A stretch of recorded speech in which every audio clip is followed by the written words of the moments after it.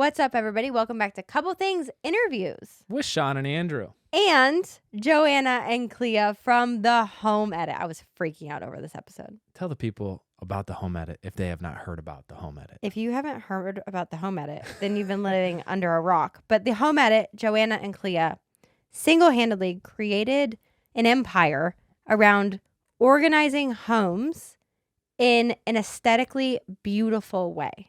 They now have shows of their own. They're now doing Extreme Makeover Home Edition. They created a business that you'll hear them talk about that is unlike anything I've ever seen. They're really fun. I think you'll like the conversation. I was really pleased that I got the question of why organization even matters. I got that question answered by and I loved the answer. But it got kind of deep there for a second. You know? It did. Clea and Joanna are really fun. They're great authors. They're great TV personalities. They're great organizers. And the reason we had them on is because they're coming out with a book.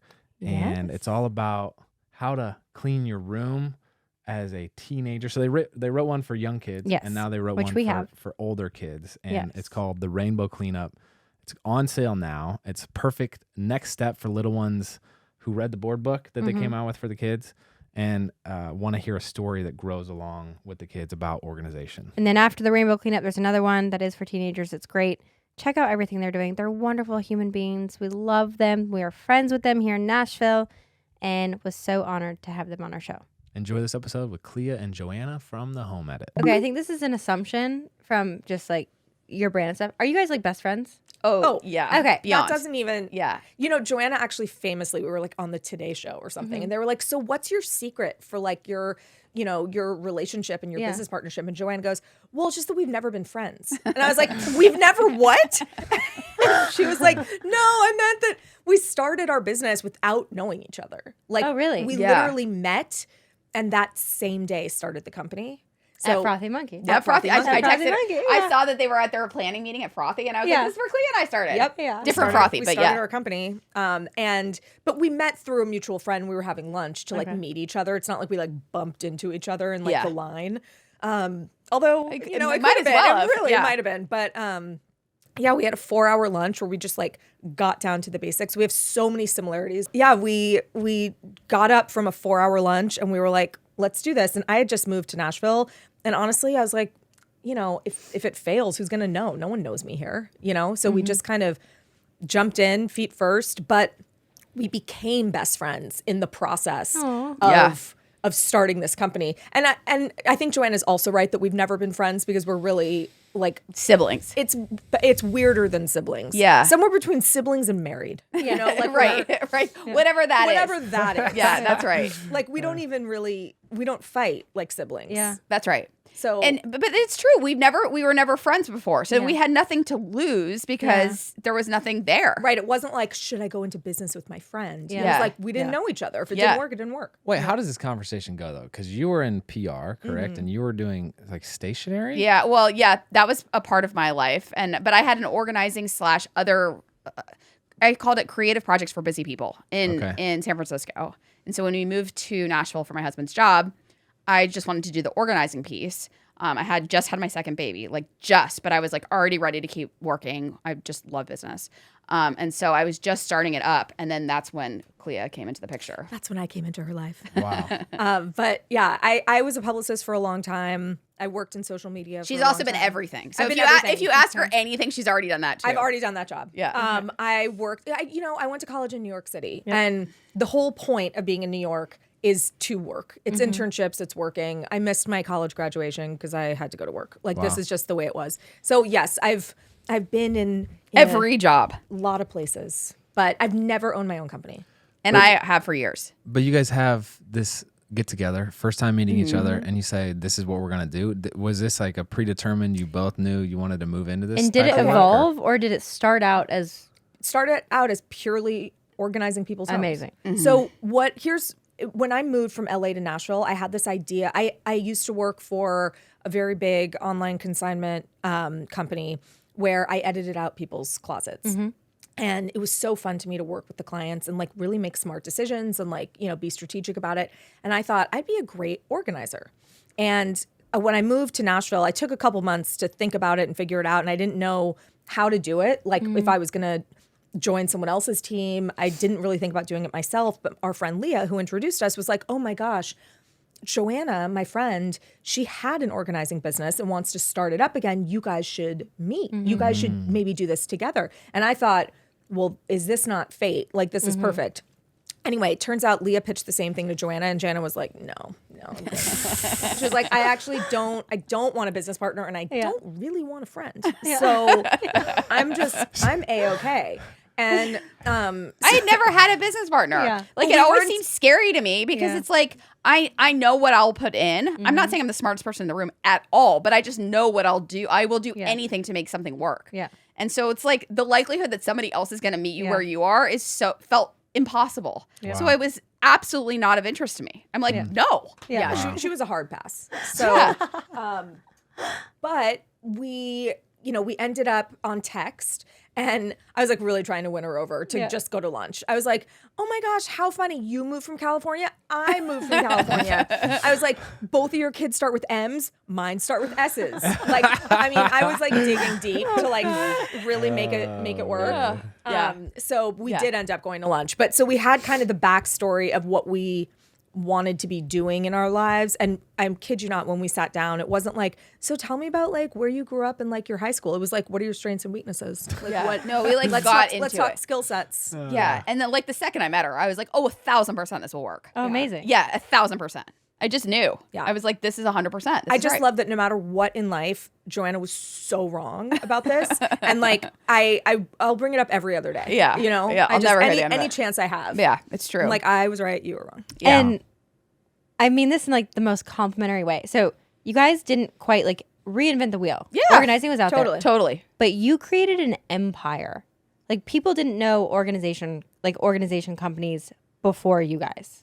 I But think that's everybody knows who you are. I think it's kind of crazy that I thought Thank about you. this a lot. That's very nice, No, it's first like of all. very kind.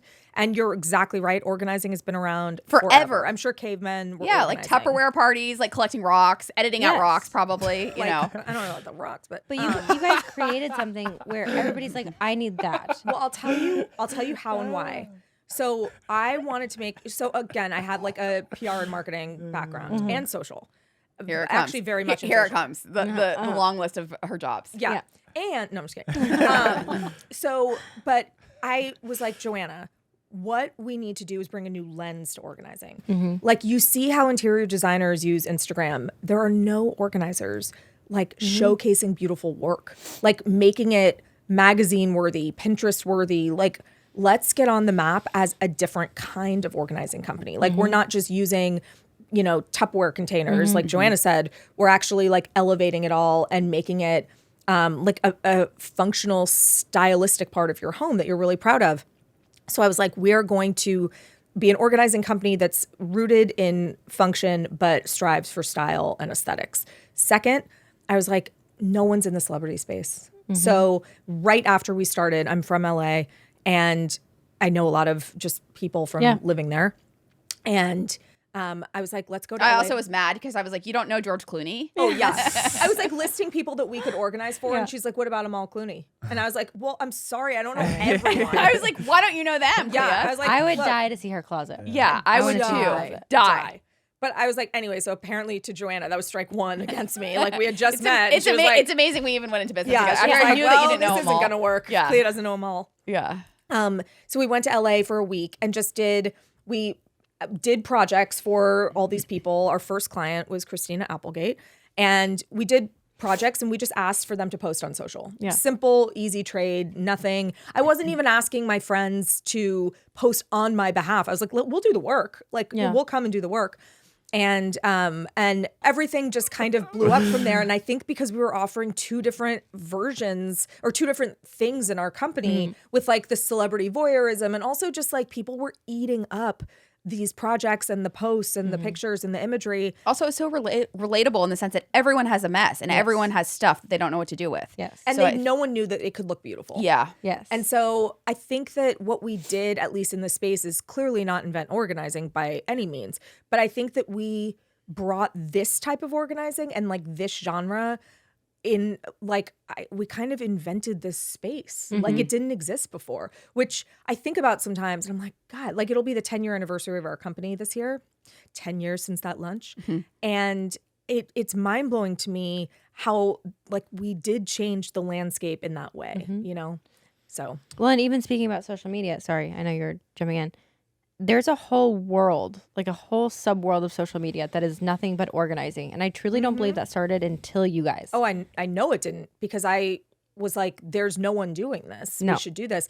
I think that it was us starting the company, and as it trickled through life and the ecosystem, and then our Netflix show spawned 100 million organizing companies. Yeah. So, I mean, I've even been on Google before in different cities, and I'm like, people like the home edit in Chattanooga. It's like you are your own empire and category. It is really crazy to, again, I don't feel like organizing as a whole is the category that we're in, but I think that this type of organizing and stylized utilizing organizing. online and having it be stylized. Yeah. And I remember one of the things I was obsessed with figuring out was every organizer just uses label makers, you know, just the straight up P-Touch label maker. And I was like, we are going to define labeling. We are going to figure out a different way. And we did a bunch of different iterations. Oh of gosh, it. so many. But ultimately we went with my handwriting, which is like, it's not cursive, but it's like a script.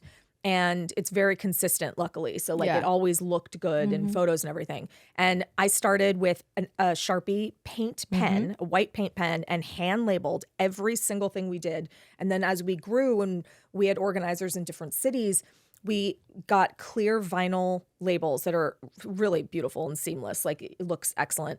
And they would send a list of labels they needed to me. I would sit at my dining room table and my gosh. hand label. This was for years. Oh my gosh. We couldn't figure out a better label. system. This is the best we could do. And then we'd ship. And then we'd You ship need to them. create your handwriting into a font. font. Well, So we did. Yeah. And now But it you took can, years to you can figure buy out. label packs with my handwriting at Container Store and Walmart. But it took a long time. Also, I will never forget seeing your handwriting in Mallory's closets. I was like, this is so stunning. So stunning. But that was, I think, a piece of the aesthetic component. Like, think about Mallory's closet and then with a P-Touch. No. Right. Totally it just loses doesn't work. that Yeah. luxe factor. Yeah. But my God, I mean, when I tell you, like, so many people have now even copied my handwriting. I know. It's fine. Flattery. Flattery. That's Yes. right. It's flattery That's as right. I cry into my pillow at night. Yeah. So I feel kind of like the outsider in this Sorry. conversation. Sorry. Because we have a bunch of type A, well-organized people, it seems like. Yeah. So just from a high level, I am curious. Obviously, there's been a lot of business accolades, a lot of accomplishments from that side of things. But what do you love most about what you do and what you've built? Like the work that you do, like why is it meaningful? What are you doing for people? Please help me understand. No, that's a really, really good question. Usually when people ask what's the most meaningful part of everything you do, we always say us being together and like our friendship. But we've talked about that, so screw her. Let's talk about something else. Great.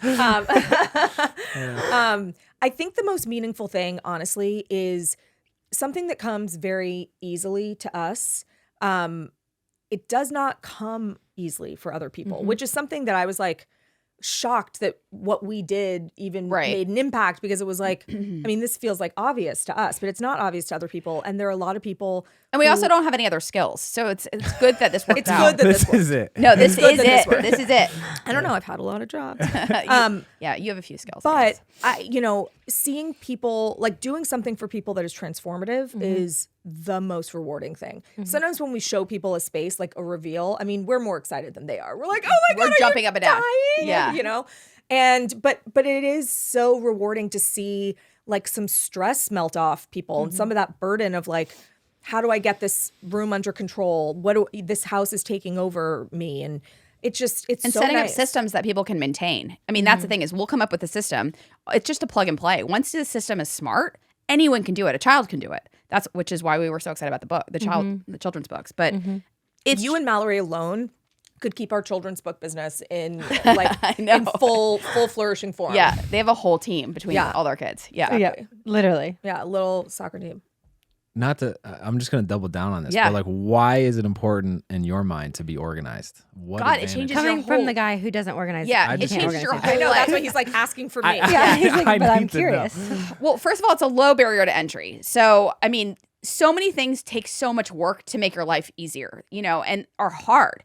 Organizing doesn't take that much time up front. Once you have the system in place, you can just go. Like it's plug and play. Yeah. Like imagine waking up and not knowing where your keys are and just starting your day that way versus knowing exactly that your keys are exactly where you hung them because they're always there every single day and you can just get in your car. I mean, just the barrier to entry and the weight that being organized takes off is just, it just changes everything. Organizing is not just decluttering things. It really declutters your mind. And it's amazing how just small, simple things, like if you pay attention to them, you'll actually find them very satisfying. To have like you open up a drawer and everything, you go to get your pen and it's like everything's laid out. Yeah. It's not messy. It's not, because I think a lot of people, if they go to open that same drawer and it's a disaster, I think that they for 1 second get like stressed about it and think this is a mess. I have to deal with this someday or whatever. And I think that they look at something as like, or it's impossible and I'll never get to it. And this is just the way I live. But I think that there's an element, even if it's subconscious, of just like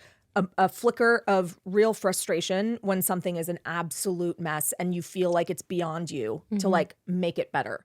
And we see that you feel bad. You feel bad as opposed to opening a drawer, in your bathroom and it's like anything you need, your toothbrush, your deodorant, your night cream, whatever it is, it's all there in a daily drawer. I mean, the difference between that and like bumbling around, is this empty? Is this half empty? Do I have one? Do I have an extra one? Should I go ask the kids? Like just also getting dressed. Having an organized closet is such a game changer for people who have a lot of clothes and who actually like have outfits and care about, getting dressed and stuff. My husband wears like the same pairs of like 3 black jeans and like, so it's like, he's not the candidate. But I have a 13-year-old daughter and her being able to get dressed because everything is categorized, color coded. She doesn't end up with a pile of clothes on the floor from just searching for things. And, that is.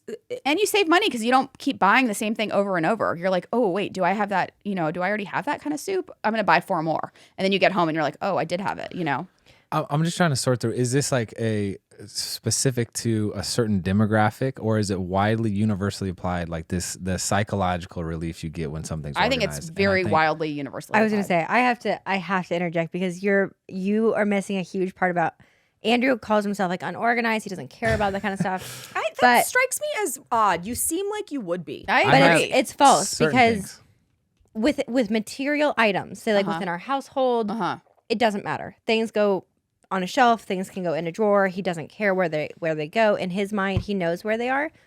But in your digital life, you are more organized than anybody I've ever met in my entire life. The amount of spreadsheets, alphabetized, dated. Wow. Every single thought is in some sort of spreadsheet with analytics. To have like 0 text, 0 emails read? No, not that at all. No, really? it is like I need to know where I can find all the information. But it doesn't translate to the material things at all. 0. If you can't find a pair of pants, it doesn't bother you. 0. But I think there is universal application. I'm thinking there's this old like ancient concept of I believe it's tohu va vohu. It's like this. Bringing order. it's bringing bringing order to chaos, and it's like that's pretty much what all work is. Well, that's our entire mantra, and you know it in a different language. Is that what it is actually? Yeah, I mean that is what it is. That's what it is. Bringing order to chaos. Yeah, but like any productivity, every aspect of like our economy, even from the grand scale of that, it's like you bring order to chaos if you are able to bring clarity to information on someone's analytics from a business standpoint. It's like that's a business. It's like it's all kind of that. So anyway, I do think it's universally applied, and now I feel good about it. It really is. I think a universal concept, but not everyone knows how good it feels. Like I guarantee you, if we were to come and organize your closet, you might think that you don't care where things go, but you would have such a moment of zen if everything was done for you, and there's no way you wouldn't be able to put your pants back in the pants section. And you would be motivated because the work's been done. And so now it's just plug and play. Do you do a lot of maintenance, like upkeep? Once something's been organized, do you have to do the... It depends. We do a lot of upkeep. That is for sure. But it's usually people who have, as you guys know, kids, birthday celebrations. Now all of a sudden, a lot of changing things coming in and out. Right, like different life stages. Someone moves, like there's a lot of that kind of stuff. But I am very proud of pretty much Literally every time Joanna and I are in a home that we've already organized, we like push someone past the front door and just we're like, run around the house. Let us see that space. Like, I want to see everything. And people do a really good job. They do. I mean, is it Instagram ready? No. Yeah. But is it totally organized the way that we set up the systems? Yes. Yeah. Like, I think that a lot of people, like, if you were to walk into their spaces that had been organized by us, you would still be like, oh, the Home Edit did this. Like, it still looks good. I mean, it just does. And the systems make sense. It's intuitive.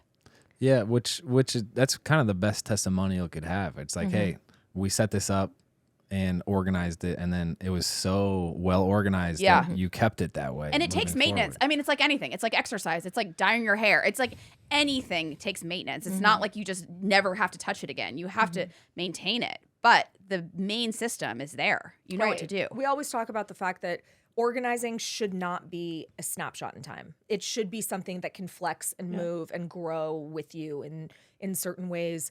And that's why we really try and think about like long-term sustainable systems, not just like, oh, well, it seems like they have a lot of mac and cheese. Let's make a mac and cheese bin. You know, like let's think about things in a little bit more of a holistic, umbrella. And it's just like about respecting your space and reminding people they're paying for the space. And sometimes, they've spent so much money building their house or living in this house or expensive apartment or whatever it is. And then it's like, you're just going to shove sweatshirts on the chair all the time. Like, let's respect your space. Andrew, yes. Yeah. That is exactly what he plans to do. Yeah. So, but I mean, you're paying for that space. Let's use it. Let's utilize it. Interesting. So you wrote several children's books. Yeah. Which is phenomenal. Pretty exciting. Yeah. You can start them young. Well, they can take after Shawn. Yeah. Right, exactly. I hope so. I color code in our house. Yeah. I mean, so do they. Little kids do it. They love it actually. Our- color Yeah, coding it's is a fun. game. Our daughter is very me, type A. She likes her closet put back. She like organizes her dolls. They're all like in a row. Yeah. But you think it's possible to kind of spread the organizational thinking through the family? Yeah. 'Cause, like, Absolutely. okay. And the earlier you start, it's a language. The kids' books are really for kids and husbands. No, I'm just kidding. What's that? But the thing about the kids' books is the principles are the exact same as we would tell you as an adult. It's just really making them very, very simple for a child. Like, don't make it intricate. Don't make it complicated. And I would say that for anyone that struggles with organizing too. Like, I think that the organizing rails fall off, going back to like the mac and cheese example, is when things are just too tightly microed. Yeah. Like, you really want to just think macro, think big picture. And honestly, we ebb and flow depending on what the family needs. If someone is like very type A and very finicky, sure, we will do like a canister for everything. If the family is a little bit more like, I'm busy, I want this done, but I don't need it to be, I don't want anything complicated. You know what? Have a bin labeled dinner. Have a bin labeled dinner. Yeah. And like, that way, Right. You're still organized, but you're not going to come home from the grocery store and dump in arborio rice into like each jar or whatever it is, Right. So asking for a friend.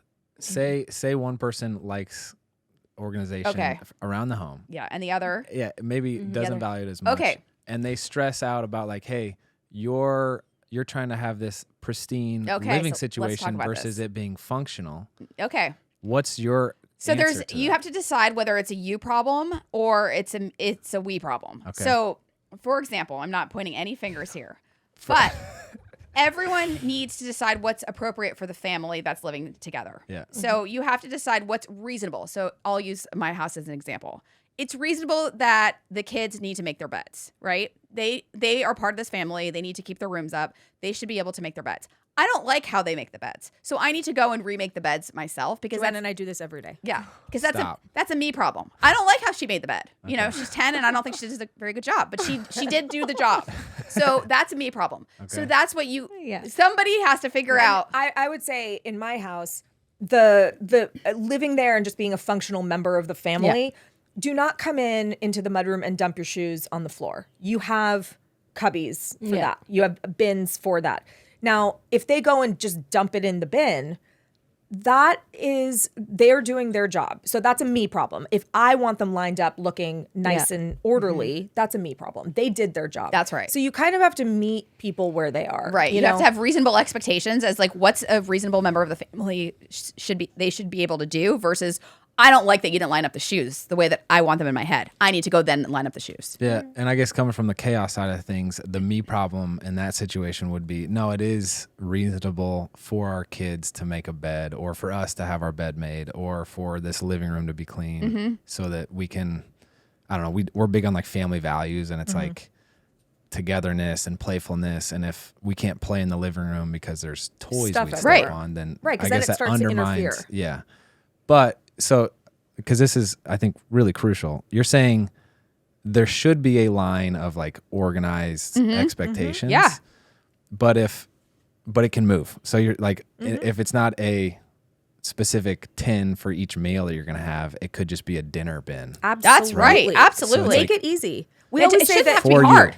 you. a full pantry can be organized in 6 categories if you really just want it to be such. It's breakfast, dinner, snacks, baking, cooking, and sweets. That's basically. it. And that's it. So if there's like big issues within the home of this feels too organized for one person, but not enough organized for the other, it's maybe like, hey, let's come together. Yeah. And What's find reasonable? And Yeah. then I will tweak. I will remake the bed. Okay. You know, Yeah. that kind of. And some people like families, I mean, depending on how old your kids are, of course, can be like, look, like we're having a family meeting. This is how we're gonna do it, and we're gonna see how it goes, and we're all gonna follow along. And it doesn't have to be perfect. The beds don't have to be made perfectly. I like Stella. This is the best example I can give because my daughter, my sweet, sweet daughter, doesn't know how to fold a thing. So like she literally is like, okay, here, and but you know what? If it makes it into her drawer, if it's not on the floor, like again, that's a me problem if I want things perfectly folded. She's not a good folder, and that's okay. I feel better about this. This feels very practical. It is. It's Yeah. practical. We should have you guys on more. The thing This is, isn't the here's home what I edit. want to say. And the goal, like even for myself, the goal is that everything has a home. Yeah. And that way, you know where to find it. You know where to put it back. You don't have to really think about it. You don't have to be searching did I put it in a cabinet? Did I put it in a drawer? It just has a home. And you know what? If it just makes it back to that home, doesn't have to be perfect. Yeah. Just make it back. That's Reasonable fine. expectations to get the Reasonable. maximum amount of time spent the way that you want to spend it, and so that the house helps you enjoy it instead of is in your way. Yeah. So it's not the home edit, it's the life edit. You guys are almost it is. counselors. It's funny because on our new show, which I'm sure we'll get to, but on our new show, there's a lot of like unintentional counseling that we have to do. We like to say that we're not licensed, but we are experienced. Yeah, licensed So- but not experienced. Yeah, but Not there licensed, because there is a lot of psychology with organizing, and there is a lot of like motivation and trying to get people to feel confident in not just doing the work, but in keeping it up. Because I think most people don't start to get organized because they don't think that it's going to last. Like they just are like, why bother? You know? So it's really about like coaching through that, like not just the physicality, but like the mental block too. I was gonna say one of my favorite things about the kids' books is we're just now getting into the schooling process. So like applying for schools and getting our kids in schools. Sorry. Worse than building a house. It is. Honestly, it makes building the house feel like I feel like I'm walk in the park. campaigning for presidency. Just Yeah. like, It's please, ridiculous. let me in. It's like handing out flyers on Yeah. like No, street corners. it is the worst. I will serve lunch. Yeah. I don't know. Right. Yeah. But something that schools are really working on and they're like waiting within like the grading system and like the development of kids is executive functioning. Yeah. And it's the concept of like, are you able to organize your time, your life, your homework, your day? And I do think being able to teach the general like basic foundational skills to kids at a very young age helps them succeed in life. That's right. And giving them 1000%. ownership. I mean, ownership of their functioning, honestly, and for them to feel confident that they can do this themselves. They're proud. Yeah. You know, it's really They true. are. And I think that, again, it's not just about color coding crayons and markers. Yeah. You know, like there's a lot of big lessons to extrapolate from that. And I think that it's not just teaching the kids young, it's getting them to enjoy it. Because once it's enjoyable, I remember my mom and I were laughing about it. I dedicate, my dedication in the book is to my mother, who would never allow me to have like a messy room. Yeah. But I grew up that way. It's the way my brain now works. I need things to be like that in order to feel like calm and good. And I mean, I even in my hotel room, like I need to have everything unpacked, laid out, like suitcases put in the closet, put away. it's the way I have always grown up. And I think that if you start kids young, they will be more organized in school. They will, really take care of their space and take care of themselves. And I think it's really... And the earlier you start, the better it is. It is a language. I mean, really. So if you can start them young, do it. Yeah.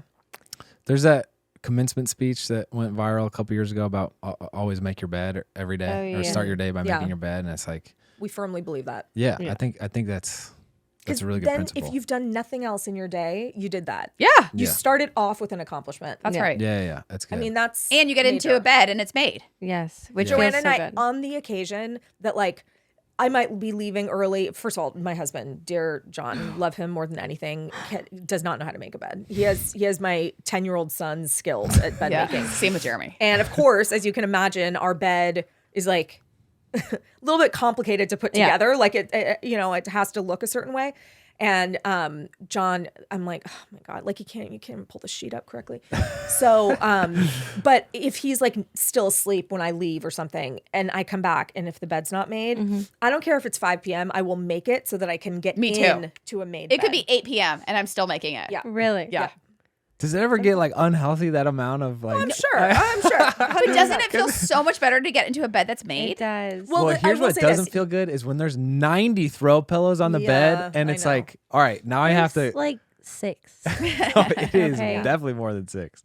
I know. But anyway. There's a certain way that the comforter has to be folded. Yeah, it's a lot of work. It's a lot of work. You also don't want to get tangled in messy sheets. Yeah. No. It's the worst when they're all scrubbed. No. That's my daughter is she sleeps like a sprinkler system. It's just everything is just twisted in her bed. Same. I'm like, what do you do?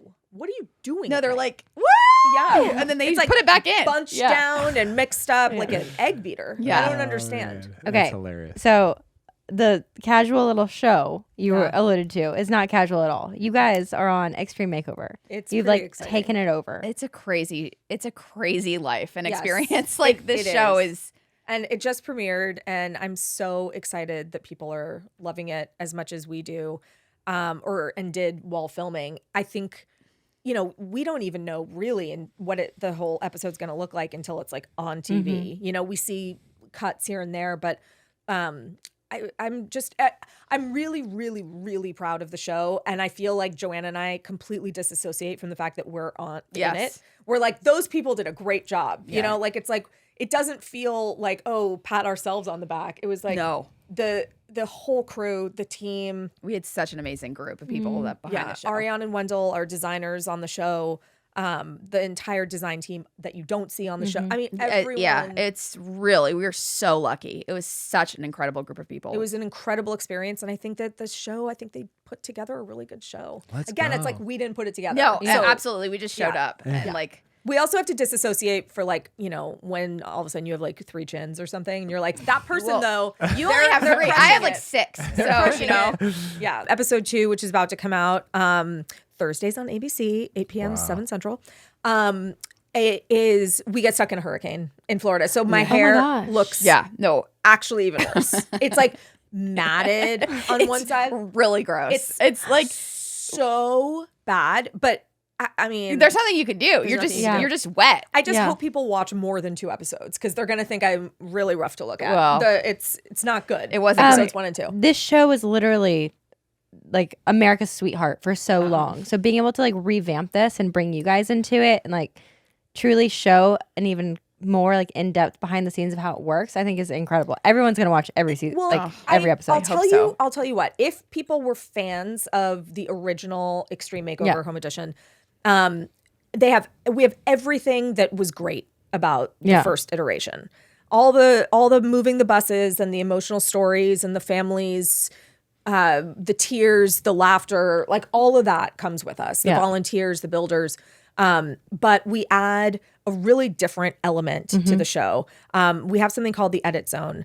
And, on the last iteration of the show, the family goes on vacation while the house is They might have now they would probably prefer to be on the original season where they go on vacation. Oh, I'm not saying it's for them. Yeah. I'm saying, I mean, I'm sure they'd rather be at Disney World. Yeah. But here we are. And so we put them to work. And we basically, the edit zone is a huge space, like a warehouse or a big church or something like that, community center, where we take every single thing from their previous home, every content that was in their house, and set it up room by room in this space. And our organizers are incredible. And they, took such great care. There's like the bed from the bedroom and all the folded Which is clothes. made, by the way, Andrew. It is made. They really set up the rooms. And that way we can walk the family through and make really important decisions about what we're bringing into the new home, what we're keeping, what we're not keeping. And honestly, like in episode 1, there was a hospital bag. The mother of the children lost her husband to serious COVID, like 2020 COVID. Not that it's not all serious, but like early COVID, like died on a ventilator kind of situation. And she had never touched a thing that was in their home that belonged to Fred. And there was a hospital bag with Fred's clothes. The last time she saw him, these were the clothes he was wearing. And she couldn't bear to get rid of the hospital bag. It sat in her bedroom. And when we got to that hospital bag, I asked her, what do you think that you're ready to get rid of this? And she was like, I don't ever want to see it again. So I took away the hospital bag, and she had I'm not joking, you don't see this on the episode, you see part of it, maybe a 20-minute full breakdown, like an exorcism, honestly, just hysterical and shoulder shaking. And we all kind of huddled around her and hugged her and just like let her have her moment. You could hear a pin drop other than Gail's just wailing. And it was so incredible to see someone's life actually change before our eyes. I'm telling you, from that moment on, we just FaceTimed her this week. She's a different person. She's a lighter person. Even after that moment, like she got up as a different person. She really did. And she said, and she actually called it the life edit. She goes, all this time, it was that bag that's been holding me back. That bag. And the thing is, if there wasn't an edit zone, if we weren't going through their things, she would move into a new house and have the new house, but she would have the same baggage, literally. So it's very interesting to see how a person's physical surroundings or how they organize things is a like extension of their internal condition or a reflection of it. And it's like, that's pretty amazing what you guys get to do there. Well, I'll tell you, after that scene with the hospital bag, Joanna and I, we left there, we were like crying, kind of trembly, honestly. Yeah. Like it was something, I've never seen anything like it. It was like a really like a profound experience. And we called our husbands and we were like, you and the kids, you need to get on a plane tomorrow and you need to fly out here and witness this situation and meet this family and see what is happening, because this is changing our lives too. And I can't have that happen if you're not here to like witness that. Like this is like the single most incredible moment I've ever been a part of. I can't think of a single pivotal moment in my life that I can point to and be like, wow, I witnessed a human being's life change like in an instant. It was insane. But the show is like that. And everything is extreme. There are moments like that in every episode. Nothing will ever be that moment to me, because that was the first thing that we filmed for this show. But this show evokes that. There's so many emotional landmines too, especially in Edit Zone. Remember, the family never touched their things in the last version of the show. Right. And so this really gives them a chance to first of all, the audience gets really connected to the family members, because they're like seeing, them have these moments and experiences, and you really do get connected to them, not just the house build, which I think it's great. And of course we have the most amazing house reveals. So there's that too. The show is a little something for everyone. Yeah. Well, I do feel like the difference between like the show that we remember, it was so aesthetic driven of like, let's just see the house. Yeah. And I feel like we live in a time now where people are truly trying to like make better their lives. Yeah. And so being able to see how you guys actually like impact that and like do that and affect their lives, I think is what the show was missing all along. Like humanizing it and showing like the reality of the situation. It's a special show. Sean was on the first show. No you way. were? I'm trying to find it. If you guys know the people that No. I was on one episode with a little girl who was a huge gymnastics fan. Oh my God. But I got to see the bus move. Oh and my stuff, which was God. so It's cool. exciting when the bus moves. Yeah. It's exciting. And I remember being in like a hurricane. That's was just, amazing. It must have been in Florida, because It was in Florida. it's always in Florida. Yeah. We're the dummies That's who amazing. decided I to didn't film. know that. Very long time I ago. need to go back and I find was that like a episode. kid. I don't think I ever watched it. Yeah. Oh, I will find it by 5 p.m. today. So I will let you know. But yeah, I mean, another thing about these homes is, first of all, the craftsmanship is, you guys, it is insane. It is so good. They are such beautiful houses. Are like you would want to move into them. They are fabulous. Wow. And they're they're beautiful. And they're for these families, they're a really manageable size. I think that I think the old iteration. Yeah. I think the houses might have been too big for some of these families, and not all of them, but I definitely think that it might have been too much of an undertaking. Yeah. So having a more manageable house, I think they'll feel really secure in living there and owning it. We also have something this season or this reboot that we're really, really excited about. It's called the Home Fund. Each family gets a really generous home fund to cover like real estate taxes and Amazing. Unexpected costs. unexpected costs. So Wow. that, and it's really exciting because the families don't know that. So like after this huge house reveal, we get to be like, there's one more thing. It's really it was my amazing. favorite thing, like every single time in the reveal, just, again, like to watch someone's life just change. It's a special just show. Amazing. It's a really special show. Okay. Last question. Okay. Because we're already keeping them too long. Another season? Oh, we hope so. Oh, fingers crossed. I mean, Everyone watch. Everyone Thursdays watch. at 8, Yeah. ABC, or Hulu the next day. right. Streams. You can also stream on Hulu. We'll just stream it all on repeat. That's right. Please. Yeah. Yeah. Like leave it on for your dog, whatever Yes. you want. Yeah, I mean, we hope so. It takes obviously a few weeks, I'm sure, for networks Absolutely. to kind of, but We're hoping. yeah, we had such a great season 1 or episode 1 launch. It's been incredible. We got the ratings yesterday. We were so excited. We didn't just win the 8 p.m. time slot. We won the entire night. Oh my gosh. I know. I know. Congratulations. Thank you. Really, we were really really exciting. excited. Oh. Yeah. It was really exciting. That's awesome. And hopefully we get full Hulu numbers soon too. But even just the reporting that we've seen, Yeah, we'll Hulu take it. was huge for us Yeah. too. So it's really exciting. I as you guys know, because you're people in the world who have internet presence and social and all that, if people love to be like, complain about something, there are just haters everywhere. Like there's always going to be a naysayer or someone who I was fully expecting, people, the comments are crazy. And I was fully expecting them to be like, love the show. Your voice really irritates me. Or like, you know what I mean? It's like something like that. Yeah. Like people love to tell you things like unsolicited.